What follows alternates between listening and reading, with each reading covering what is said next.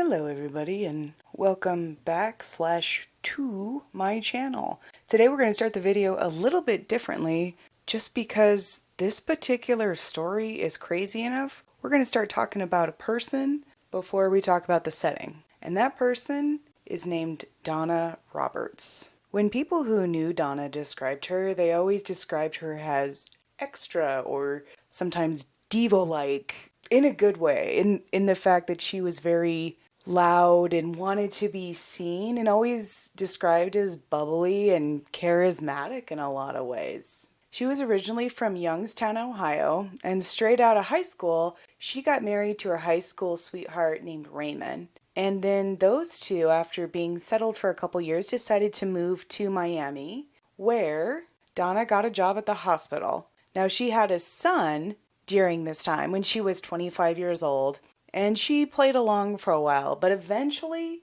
she got to the point where she just felt like she didn't want to be settled down anymore. She was living in Miami, this big party city, and according to her son, she gave divorce papers to his father on her way to work and thus started the process of getting a divorce. After that point, she swore off ever being married again, and it looked like she was feeling pretty good about that. For the next couple of years, Donna did remain single, still swearing off marriage. Lucky for her, she was able to support herself by working at the hospital and was happily living the single life, even though she just totally still has like a whole ass child and stuff. But you know, she's living that single life that was so appealing to her when she initially moved down there to Miami. Now, guess what? Donna goes back on her word. She at some point meets a gentleman named Robert Fingerhut, which is a hell of a name, but he's a PI down in southern Florida, and they end up really connecting. And I guess she broke up with him several times, but he'd always convince her to get back together. And at some point, he proposed to her. And she broke a promise, like I said, and she said yes. And guess why?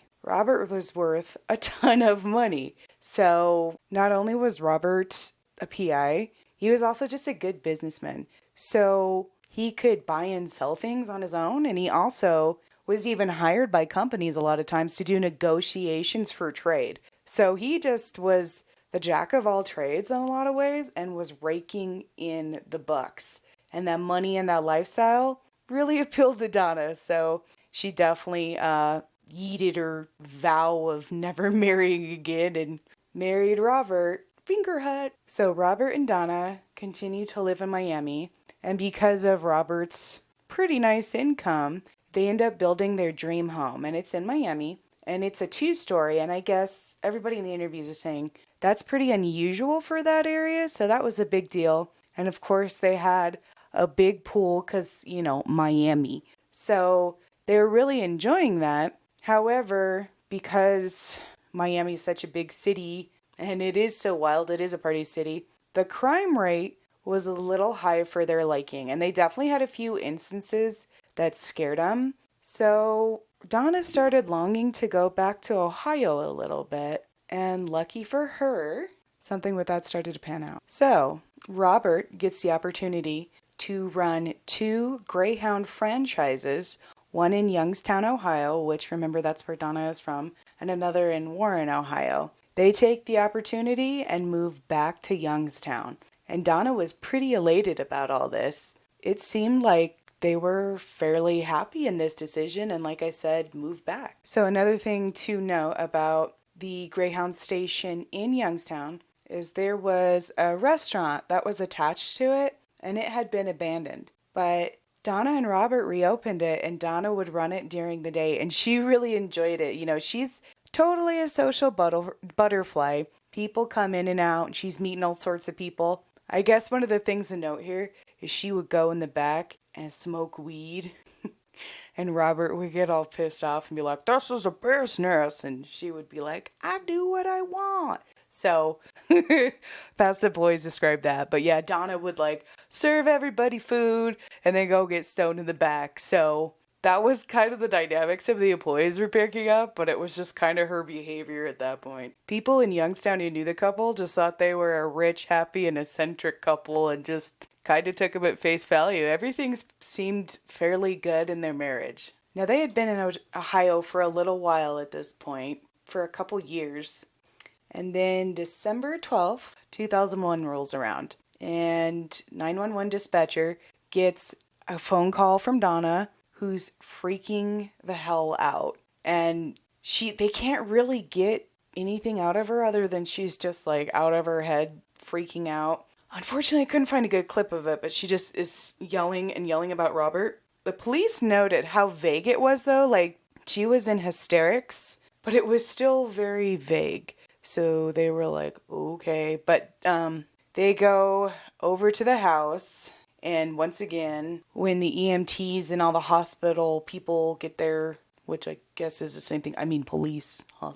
What the hell? Anyways, they get there. Donna bursts through the front door and was like, oh my God, help me, my husband. You know, and I don't want to diss a grieving wife in any way, but spoiler alert, it's a bit of an act.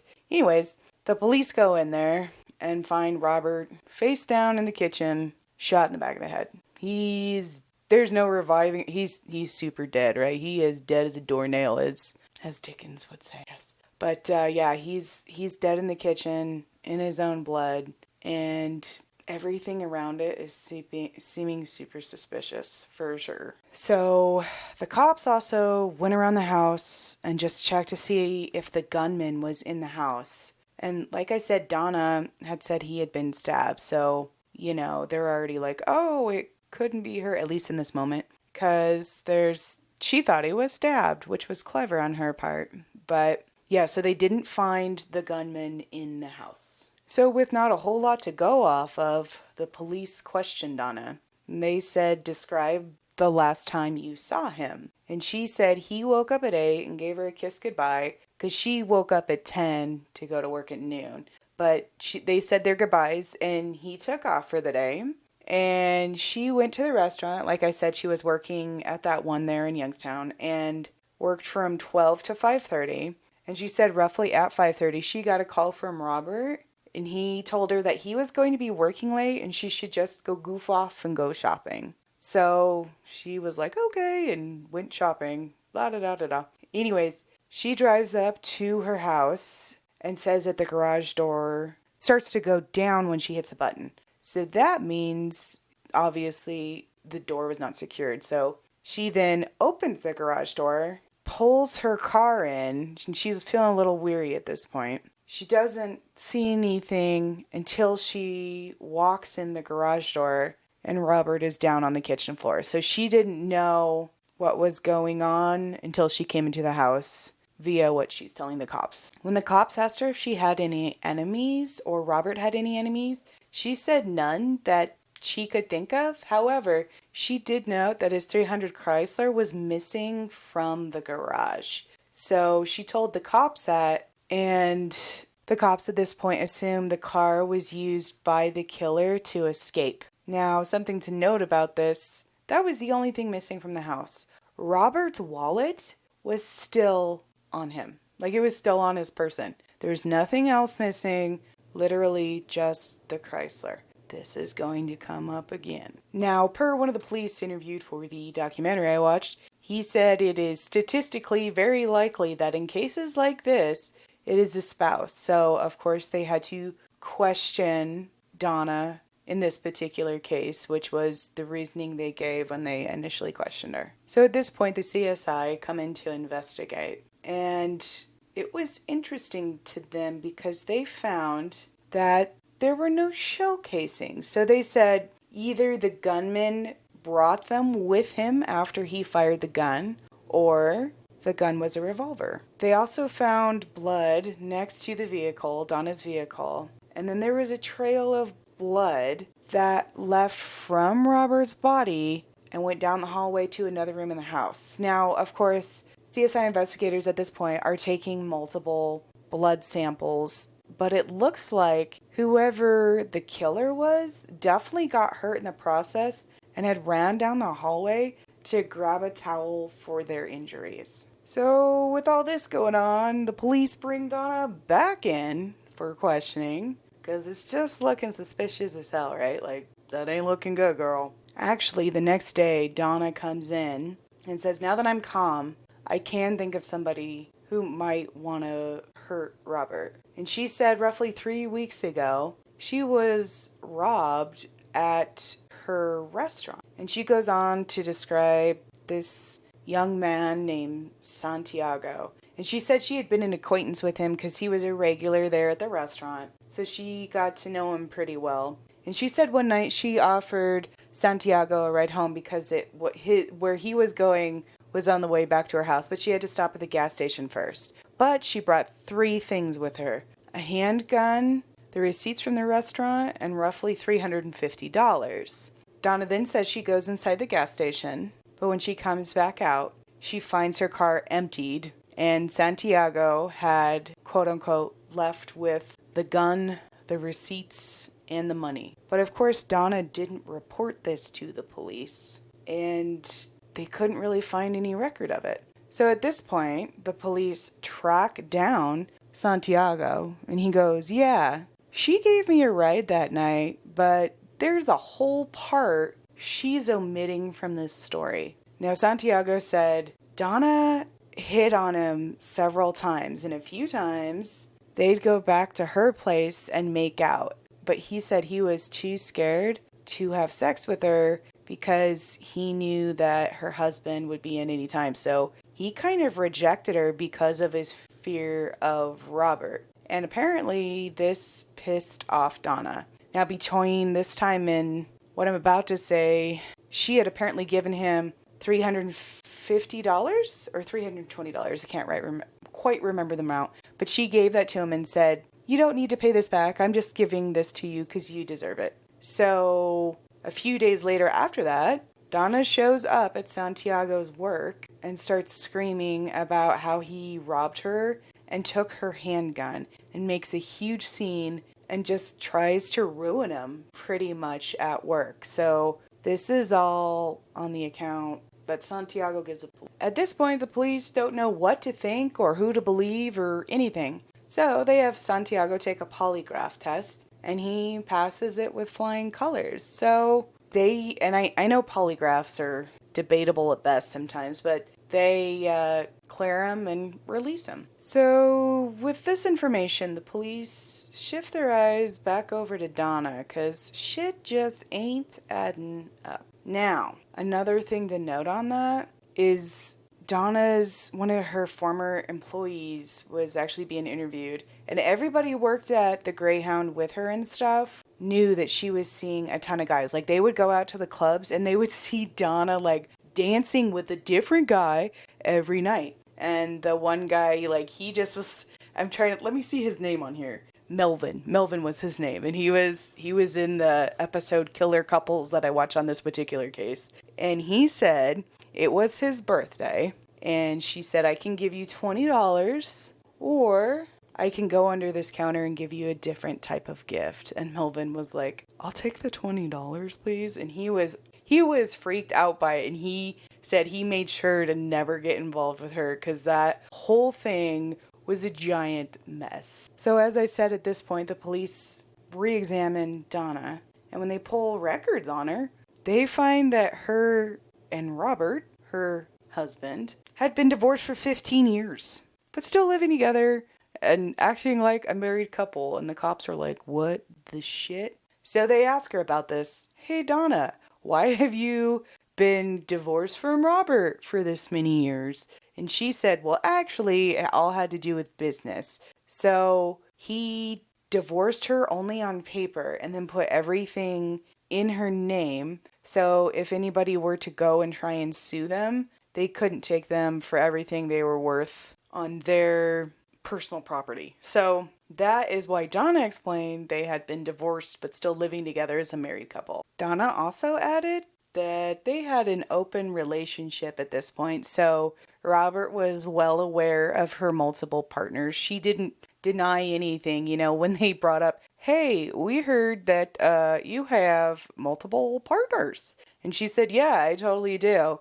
And she said Robert did the same, and actually Robert was bisexual, she claimed. So that was definitely a new, interesting development that nobody knew about in their marriage. At this questioning, Donna also brings up that Robert had been dating a man named Bobby, and they had had a pretty big breakup right before this, but Donna couldn't recall his last name or even his number. But she said he used to call all the time. Now, the cops are totally suspicious of this because, like, how the hell are you going to not know more information than that? I mean, maybe she just tried to, but like, whatever, right? So they put a be on the lookout for some guy named Bobby with a very shitty, vague description Donna had given them. And in the meantime, that Chrysler 300 was recovered. So a guy called in that car that had been missing, and it had been parked there since midnight, the night that the murder took place. When police searched the car,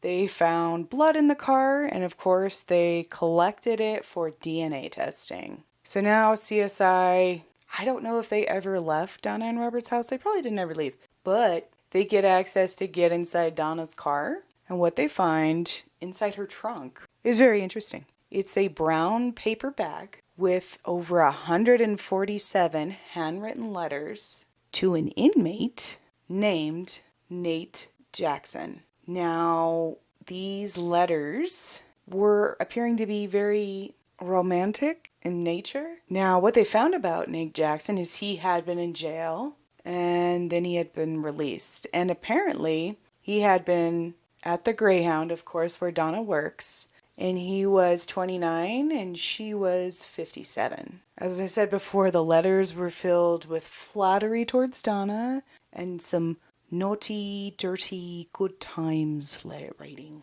Woo woo. I'll give you a very brief background on Nate because it doesn't matter a whole bunch, but he had one kid. He had no relationship with that child or the child's mother, and he had no work history. From what they could tell, he would just go in and out and in and out and in and out of prison. Apparently, Nate had been out roughly 2 years before this last release, and that is when he had met Donna, and they had stayed in contact for a year while he went back to prison. And it looks like that is where all those letters are from that Donna had in her trunk. In these letters, I should also know, there's 147 letters, so I'm sorry I keep missing bits. But they kept talking about a package, and then handcuffs, and a gun, and a little drawing of a tombstone were in it. And as clever as Donna and Nate thought they were, it was pretty easy to deduce that the package was the code word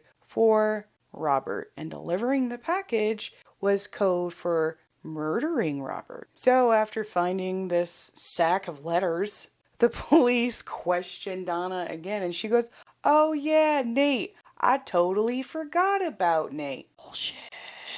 But yeah, that's what she tells them. Donna then admits to the 2-year relationship we earlier covered, and also said that she'd been making phone calls to him on top of the letters, just pouring it all out there. The lucky thing about this for investigators is those prison calls are pretty damn traceable. So I can't add the calls without getting a copyright strike. You can go look on it on Killer Couples if you guys want to watch another, show on this case. That's where I found a lot of information on it. But the phone calls, she uses this little baby voice to talk to Nate, and it makes me want to eat myself off a cliff. It's so shit. I hate it. And then he's like, "Don't worry, baby girl."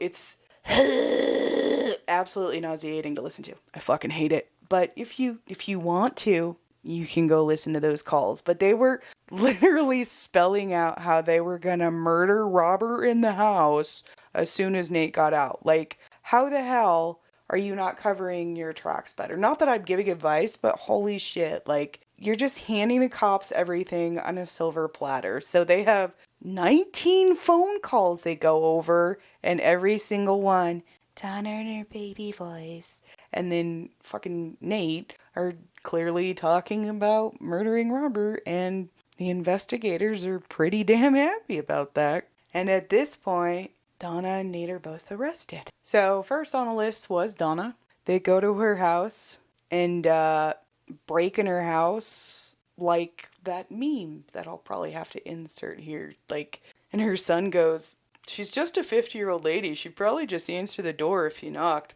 But they stormed her like she was Saddam Hussein. And as dark as this is, that did make me chuckle a little bit, because it does seem like overkill, but also this chick's a murderer, so yeah. But they stormed her house, and then they figured out Nate was hiding at one of his friend's house. So they all pull up to the neighborhood, put giant ass spotlights in there, and force Nate out of the house. And Nate comes out without any fight, hands up, comes into custody pretty damn easy. So they're both in custody now. So now the cops interrogate Nate, and he goes through his series of events. So he claims he spent the day with Donna, and then he was at the bus stop, and then went to dinner, of course, at the place where Donna works and owns and whatever. And he said while he was there, Robert approached him because he somehow knew that Nate sold marijuana on the side.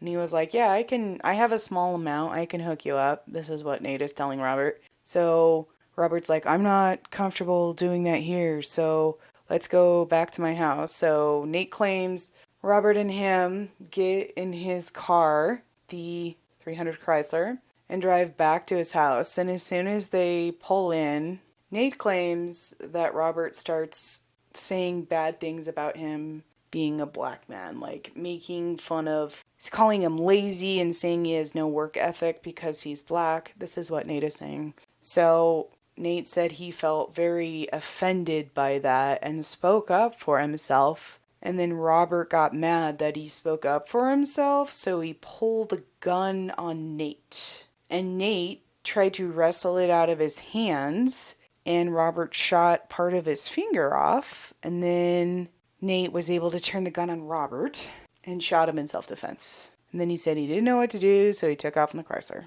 So that's what they claim. Another part of the story I need to bring up, but kind of skipped over, is Donna went and picked Nate up from the correctional facility he was released from. And she also rented out a Days Inn hotel quite close to the correctional facility for a total of a week. Now, it sounded like they spent the night together, and then Nate was using the Days Inn to take refuge after he committed the murder. They spoke to the manager and asked who was staying in that room. They described Nate, and then when they spoke to the maids said that there was bloody bandages there. So the cops go out to the dumpster and find the bandages and take it and test it for DNA. And it turns out to be Nate's. So the police are totally suspicious of Nate at this point, because the way he's describing the gun, they're like, "What kind of gun was it?" And he was like, "It was a shiny one." Yeah. And they're like, Was it a 9mm? Was it a revolver? Like, what was it? He was like, "I don't know. It was just a black shiny gun." And the cops are like, so that goes over like a turd in a punch bowl. So both Donna and Nate end up going on trial for first-degree murder. Nate goes on trial first, and the prosecution brings up that once Robert died, there was going to be several $1,000,000 available in life insurance. The prosecution's theory was that Donna had picked up Robert, like I said, and brought him to the Days Inn, like talking about, and what they were going to do, the original plan, obviously this original plan did not work out, but Nate was going to kidnap Robert and make these demands, kind of stage a kidnapping, and eventually execute him, and then just bring him out into the middle of nowhere, Ohio, and just leave him there, and thought they could just collect the life insurance because tracing him back through the kidnapping and everything would be a lot harder. So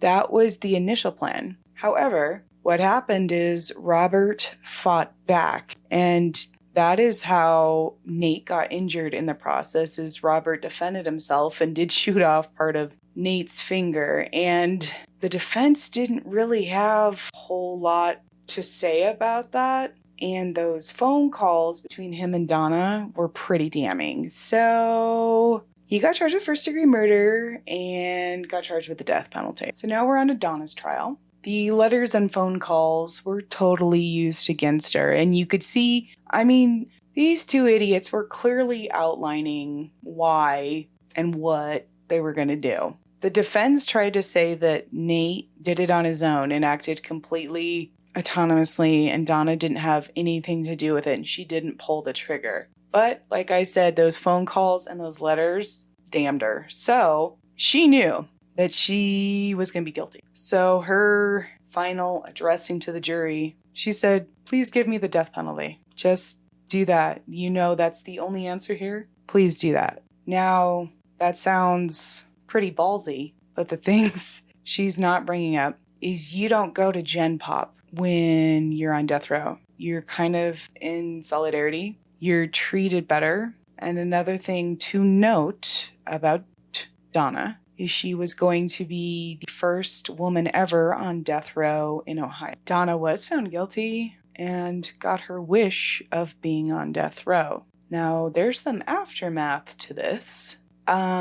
She was scheduled to be executed August 12th of 2020, but she was granted a stay of execution per the local news. They said they were going to exhaust all of the resources before they go through with it. Now, another thing on Nate is he was scheduled the month before for him to be executed on July 15th, 2020. But according to one website I saw, now I can't find multiple verifications on this, so I might need to look into this, but allegedly he was removed for death row with no comment adding why. Now I found this off a website and it seemed like it could be very biased, but I did find that information. So it may or may not be true. Take it with a grain of salt. Look into it further if you're really curious. An interesting thing I found while I was looking up information about Nate is I found a German/English pen pal site for people on death row, and I will insert a picture, but it was Nate's little pen pal excerpt from 2005. So this dinosaur antique on the internet I found, and I just have to put it in because it's absolutely bizarre to me and just wow, so much wow. So my conclusion on this is it's pretty messed up. Like, from what it sounded like, Robert let Donna do whatever the fuck she wanted to do. But that still wasn't enough. Like, even going outside their relationship and stuff didn't sound like she was keeping anything secret. And she full out, admitted that to the cops. Several people brought up how much Nate leaned on flattery towards Donna. Like, he would tell her all these things. Oh, you're just so beautiful. You're so wonderful. Anything to stroke her ego. So they said that was one of the main things. And what was in it for Nate is she would give him things all the time. Like, one of the things she promised him once all this was supposed to go down was a Cadillac. So when everybody goes, what was this 29-year-old doing with this 57-year-old lady? Money and the promise of more money. It was thought that they were going to take that life insurance and start a whole new life together. And Nate would just assume the position that Robert once had because everything was in Donna's name. I think it's really sad because, once again, I don't understand why Donna would want to do this. It doesn't make sense to me. She just wanted to have her way so much she was willing to take away a life. And I feel really bad for Robert because he sounded like a really good person. I feel bad for the guy. It sounds like he was out there just working hard, even found a way to get her back up to Youngstown. And in the end, still finds himself dead on the kitchen floor. Pretty damn sad. So I think it's good Donna and Nate are still rotting in prison. And wow, what a messed up. Thank you guys so much for watching my channel. Once again, thank you for taking your time out of your day to watch me. And I really hope to see you again here soon. Bye.